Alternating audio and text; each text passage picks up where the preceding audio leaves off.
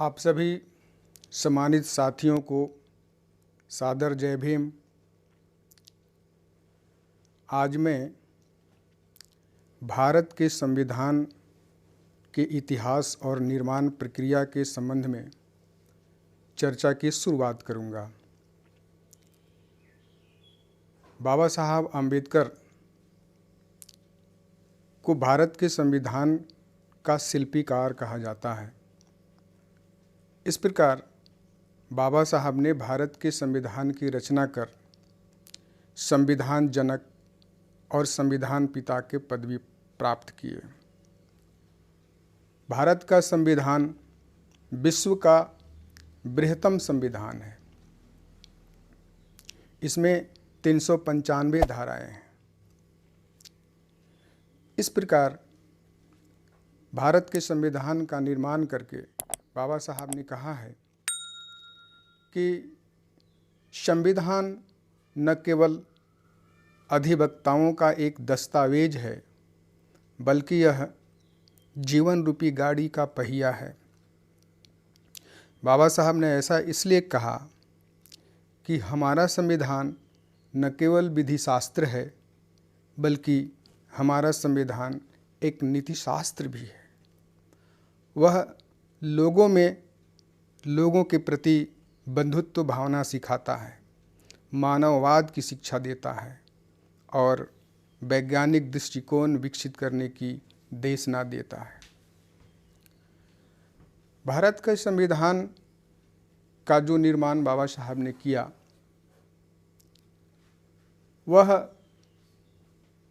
भारत की धरती पर संविधान बनाने का चौथा प्रयास था। 29 दिसंबर 1947 को संविधान सभा ने एक संविधान प्रारूप समिति का गठन किया। इस प्रारूप समिति में 7 जाने माने विधिवेत्ता थे। उन 7 में से एक जो सर्वश्रेष्ठ और सर्वज्ञाता, सबसे ज़्यादा ज्ञाता विधि विशेषज्ञ थे, उनको संविधान प्रारूप समिति का चेयरमैन घोषित किया गया, चुना गया, और वो थे बाबा साहब आम्बेडकर। तो इस प्रकार संविधान सभा ने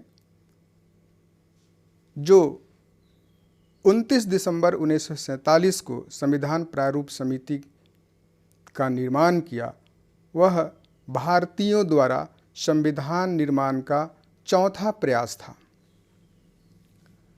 इसके पहले भारतीयों द्वारा संविधान बनाने की 3 बार और प्रयास हो चुके थे। वर्कन हेड एक ब्रिटिश व्यक्ति था जो भारत में राजमंत्री था। उसने भारतीयों को यह चैलेंज किया कि भारतीयों में अपने देश के लिए संविधान बनाने की क्षमता नहीं है, भारतीय अपना संविधान नहीं बना सकते हैं। यह चैलेंज 1927 में किया। इस चैलेंज को स्वीकार करते हुए उस समय के राजनेताओं ने, स्वतंत्रता आंदोलनकारियों ने संविधान बनाने का प्रयास किया और मोतीलाल नेहरू की अगुवाई में एक समिति बनी और संविधान बनाया गया। उसको नेहरू कॉन्स्टिट्यूशन, नेहरू संविधान कहा जाता है, परंतु इसे भारतीयों द्वारा अस्वीकृत कर दिया गया। यह उपयुक्त नहीं था। दूसरा प्रयास तब हुआ जब राउंड टेबल कॉन्फ्रेंस इंग्लैंड में शुरू हुआ, यानी 1930 में। 1930 में भारत के संविधान का निर्माण भारतीयों द्वारा दूसरा बार किया गया, लेकिन यह भी असफल रहा और इसको भी भारतीयों द्वारा रिजेक्ट कर दिया गया, अस्वीकार कर दिया गया। तीसरा प्रयास सप्रू कमेटी द्वारा हुआ, लेकिन इसके द्वारा भी संविधान जो बना उसको भारतीयों द्वारा अस्वीकृत कर दिया गया। तो इस प्रकार हम देखते हैं कि भारत में भारतीयों द्वारा संविधान बनाने के कुल 4 बार प्रयास किए और चौथा प्रयास जो हुआ वो संविधान सभा द्वारा हुआ, संविधान प्रारूप समिति के माध्यम से, जिसके चेयरमैन बाबा साहब अम्बेडकर थे।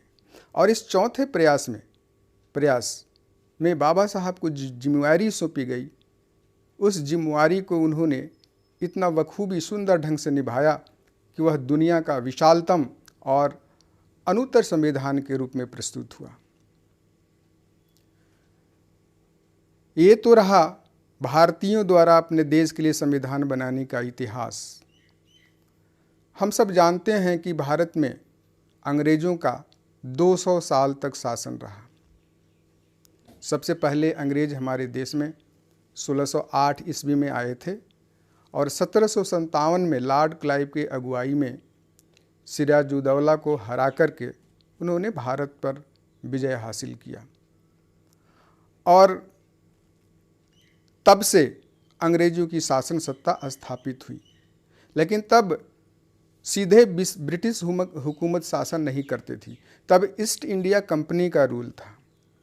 क्योंकि ईस्ट इंडिया कंपनी 1608 ईस्वी में इंग्लैंड की महारानी का अधिकार पत्र लेकर व्यापार करने आई थी।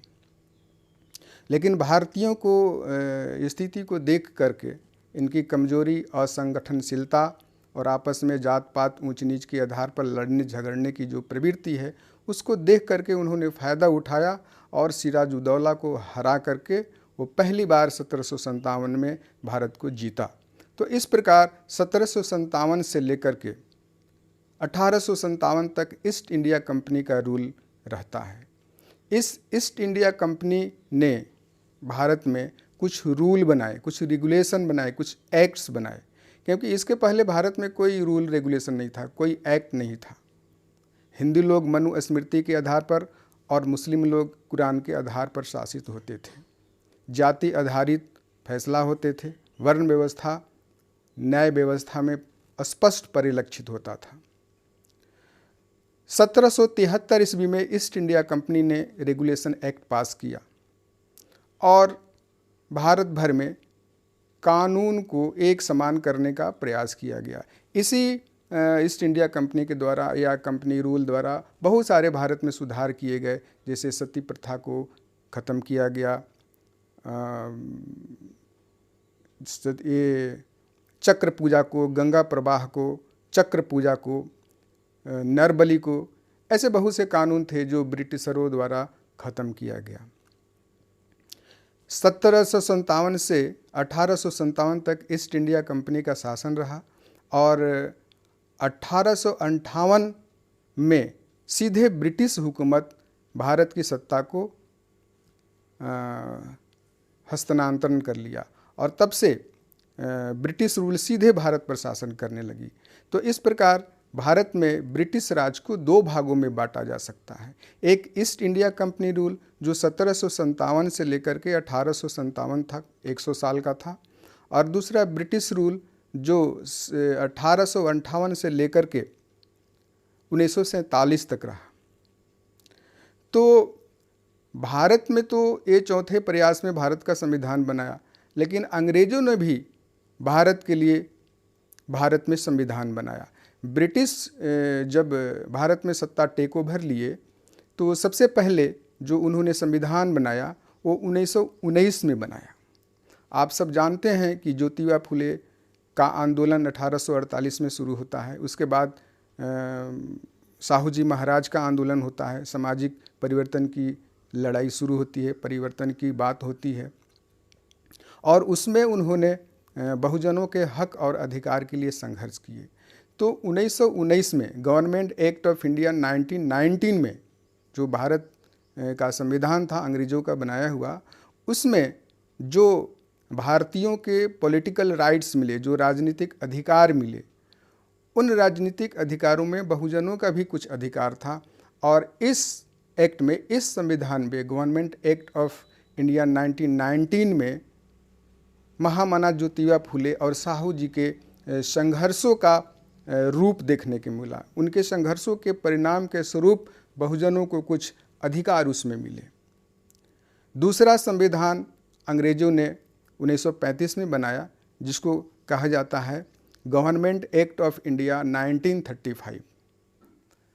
तो ज्योतिबा फुले के बाद साहू जी महाराज और साहू जी महाराज के बाद बाबा साहब का सामाजिक परिवर्तन का आंदोलन शुरू होता है।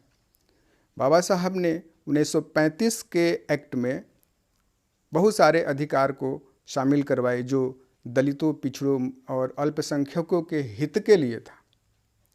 सर्वप्रथम शेड्यूल कास्ट, शेड्यूल ट्राइब का जो अवधारणा का विकास हुआ उसको कानूनी रूप गवर्नमेंट एक्ट ऑफ इंडिया 1935 में ही दिया गया। ये बाबा साहब के संघर्षों का परिणाम था।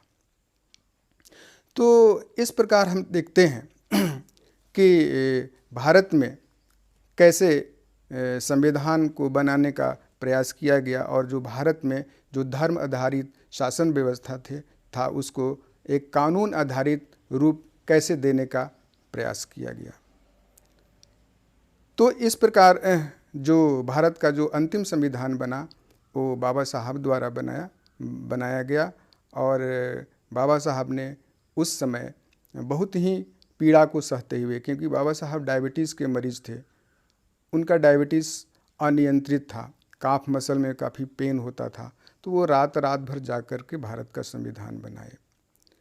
भारत के संविधान की जिस समय रचना बाबा साहब कर रहे थे उस समय वो हिंदू कोड बिल का भी रचना कर रहे थे। तो इस प्रकार भारत में संविधान बनाने की कहानी है और जो आज हम सुविधा प्राप्त किए हैं वो भारत का जो अंतिम बार जो प्रयास रहा, जो सफल रहा, उस संविधान में उपबंधित अनुच्छेदों और प्रावधानों के आधार पर ही हम सुविधा का उपभोग कर रहे हैं।